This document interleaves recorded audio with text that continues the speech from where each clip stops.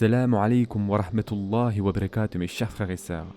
J'espère que vous passez tous une bonne première journée de jeûne. Je sais que cela peut être difficile pour ceux qui n'ont pas l'habitude de jeûner avec les maux de tête, etc. Donc Inch'Allah que tout se passe bien.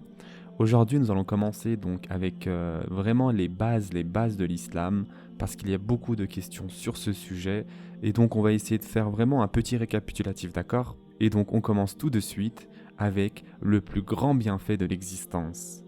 Allah Azza wa Jal a donné à l'homme des bienfaits indénombrables, mes chers frères et sœurs. Chacun d'entre nous ne cesse de jouir des bienfaits et des grâces d'Allah Azza wa Jal. C'est lui qui nous a dotés de l'ouïe et de la vue alors que beaucoup de gens en sont privés, n'est-ce pas ? Beaucoup de personnes ont des yeux mais ils ne peuvent pas voir. Et beaucoup de personnes ont des oreilles mais ce n'est pas pour autant qu'ils peuvent entendre. Il nous a accordé la raison, la santé, les biens matériels, la famille, et mieux encore, il a mis à notre service l'univers entier avec ce qu'il contient, c'est-à-dire le soleil, le ciel, la terre et les créatures. En effet, Allah subhanahu wa ta'ala dit dans le Coran « Et si vous comptez les bienfaits d'Allah, vous ne saurez pas les dénombrer, car Allah est pardonneur et miséricordieux. » Surat An-Nahl, verset 18. Mais tous ces bienfaits prennent fin quand prend fin notre existence éphémère. L'unique bienfait qui apporte bonheur et quiétude dans la vie terrestre et dont l'effet se prolonge jusqu'à l'au-delà, c'est le bienfait de la foi en islam, qui est la plus importante grâce qu'Allah Azza wa Jal ait faite à ses créatures. C'est pourquoi Allah subhanahu wa ta'ala attribue à lui-même l'origine de ce bienfait pour mieux en souligner la valeur et le distinguer des autres bienfaits. En effet, Allah Azza wa Jal dit dans le Coran « Aujourd'hui, j'ai parachevé pour vous votre religion et accompli sur vous mon bienfait, et j'agrée l'islam comme religion pour vous. Si quelqu'un est contraint par la faim sans inclination vers le péché, alors Allah est pardonneur et miséricordieux. » Surat Al-Ma'ida, verset 3. Qu'il est immense donc le bienfait qu'accorde Allah Azza wa Jal à l'homme en le sortant des ténèbres vers la lumière et en le guidant à la seule religion qu'il accepte afin qu'il réalise sa mission et le but pour lequel il a été créé, c'est-à-dire l'adoration d'Allah, qui lui vaudra le bonheur en ce monde et une belle récompense dans l'au-delà. Mes chers frères et sœurs, quelle est grande la bonté et la grâce d'Allah Azza wa Jal à notre égard quand il nous choisit et nous sélectionne pour que nous fassions partie de la meilleure nation qui ait jamais été suscitée aux hommes afin que nous portions cette même parole dont Allah Azza wa Jal a chargé tous les prophètes. La ilaha illallah, c'est-à-dire il n'y a pas de divinité digne d'être adorée hormis Allah. Certains ignorants ont pensé que le mérite leur revenait dans leur acceptation de l'islam. Ils se mirent alors à s'en prévaloir et à évoquer cela auprès du prophète sallallahu alayhi wa sallam, comme si c'était une faveur qui lui consentait. Celui-ci leur rappela que le mérite et les faveurs, c'est-à-dire les bienfaits, reviennent à Allah Azza wa Jal qui leur a facilité le chemin pour la conversion à cette religion. Allah Azza wa Jal a en effet dit dans le Coran « Ils te rappellent leur conversion à l'islam comme si c'était une faveur de leur part. Dis, ne me rappelez pas votre conversion à l'islam comme une faveur. C'est tout au contraire une faveur dont Allah vous a comblé en vous dirigeant vers la foi, si toutefois vous êtes véridique. » Surat Al-Hujurat, verset 17. Les bienfaits d'Allah Azza wa Jal sont donc nombreux, mais le seul qu'Allah Azza wa Jal a évoqué en tant que faveur pour nous de sa part, c'est le bienfait de l'islam et celui d'être guidé pour l'adorer et reconnaître son unicité. Ce bienfait nécessite qu'on exprime notre gratitude afin qu'il perdure, ceci conformément à la parole d'Allah Azza wa Jal dans le Coran. Et lorsque votre Seigneur proclama « Si vous êtes reconnaissant, très certainement j'augmenterai mes bienfaits pour vous, mais si vous êtes ingrat, mon châtiment sera terrible. » Surat Ibrahim, verset 7. Comment peut-on donc exprimer notre gratitude s'agissant de ce bienfait ? Ceci peut se faire de deux manières, mes chers frères et sœurs. Tout d'abord, rester fortement attaché à la religion et supporter patiemment les désagréments et les épreuves qui peuvent en résulter. Et deuxièmement, faire connaître l'islam et le prêcher en faisant preuve de sagesse et de patience. Maintenant que nous avons dit tout cela, quel est le but de notre existence ? Beaucoup de penseurs et de gens simples, autant les uns que les autres, sont embarrassés quand il s'agit de répondre à la question la plus cruciale concernant notre vie. Pourquoi existons-nous ? Et quel est le but de notre existence? Avez-vous déjà essayé, mes chers frères et sœurs, de poser une telle question à quelqu'un? Pourquoi on existe? C'est quoi le but de notre existence? Le Coran a défini très explicitement et très précisément l'objectif et le but de l'existence de l'homme en ce monde. Et en effet, Allah subhanahu wa ta'ala dit dans le Coran de façon explicite: je n'ai créé les djinns et les hommes que pour qu'ils m'adorent. Surat al-Dariyat, verset 56. L'adoration, c'est-à-dire le culte, la ibada, est donc le but de notre existence sur cette terre. Toutes les autres choses ne sont que moyens intermédiaires, accessoires ou éléments complémentaires. Cependant, l'adoration dans la conception islamique ne signifie pas mener une vie monocale, se retirer de la vie et des plaisirs et de ses jouissances, mais outre la prière, le jeûne et l'aumône, elle inclut aussi tous les actes de l'homme, toutes ses activités, ses paroles, ses inventions, ses relations et même son divertissement et ses moments de plaisir, si tout cela est accompagné d'une bonne intention et d'une volonté louable.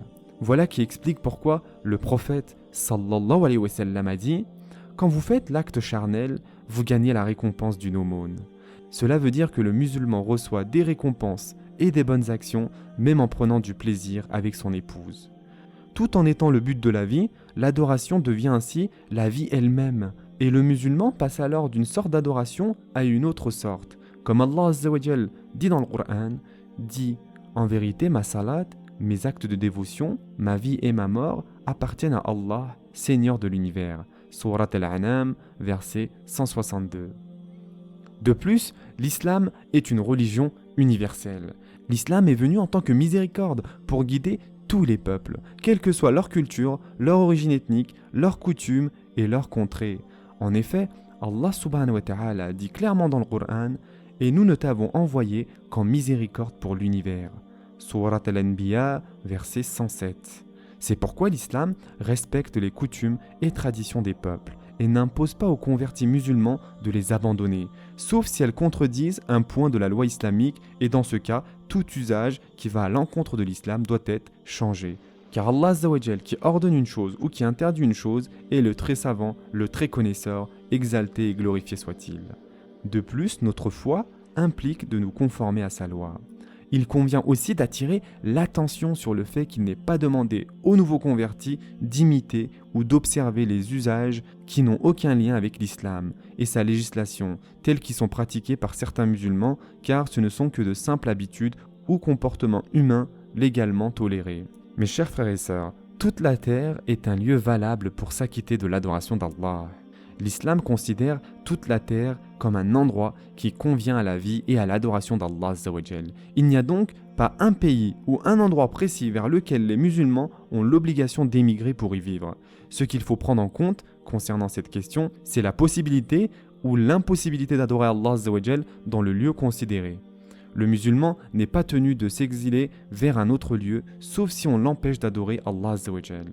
Et auquel cas, il changera de lieu où il pourra pratiquer son culte. En effet, Allah subhanahu wa ta'ala dit dans le Coran: ô mes serviteurs qui avez cru, ma terre est bien vaste, adorez-moi donc. Surat Al-Ankabut, verset 56. Maintenant, un des points très importants de l'islam, c'est qu'en islam, il n'y a pas d'intermédiaire entre l'homme et son Seigneur. De nombreuses religions attribuent à certains individus des privilèges religieux qui les distinguent des autres. Les pratiques cultuelles et les croyances des gens dépendent de la satisfaction et de l'approbation de ces individus qui, d'après ces religions, seraient des intermédiaires entre les hommes et la divinité. Ils seraient habilités à dispenser le pardon, voire posséderaient la connaissance de l'inconnaissable, comme ils le prétendent mensongèrement. S'opposer à eux ou les contredire apporterait même la damnation. Puis, l'islam est arrivé et il a honoré l'homme, afin que l'homme ne soit dépendant de personne. Les adorations se déroulent uniquement et directement entre le musulman et son Seigneur. Personne n'y a une part de mérite ou un quelconque rôle de médiation, c'est-à-dire que personne n'y joue un rôle actif ni ne sert d'intermédiaire, car Allah Azza wa Jal est proche de ses créatures.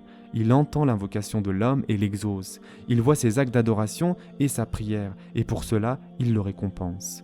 Aucun humain n'est en droit d'accorder l'absolution ou de recueillir et accepter le repentir, car chaque fois que l'homme se repent sincèrement, Allah Azza wa Jal accepte son repentir et lui pardonne. Personne n'a non plus de pouvoir surnaturel ou d'influence sur la création, sur l'univers, car toute chose dépend d'Allah Azza wa Jal.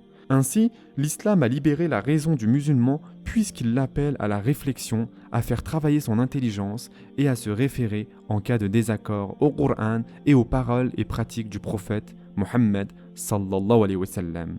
Il n'y a personne qui possède l'autorité absolue de sorte que l'on doive obéir à tous ses ordres à l'exception du prophète sallallahu alayhi wa sallam, car il ne parle pas de lui-même, c'est-à-dire sous l'effet de ses passions ou de ses désirs personnels.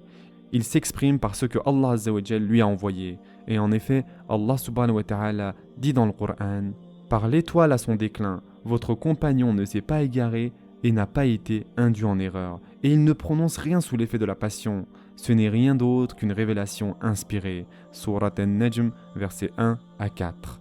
Combien est immense donc la faveur qu'Allah Azza wa Jal nous a faite à travers cette religion qui s'accorde si bien avec la saine nature innée. La religion qui honore l'homme lui accorde autonomie et émancipation et le libère de l'esclavage et de la soumission à autre qu'Allah subhanahu wa ta'ala. Ce sera tout pour aujourd'hui. Je vous souhaite dès maintenant un bon iftar. En attendant, prenez soin de vous mes chers frères et sœurs et à très prochainement, Inch'Allah.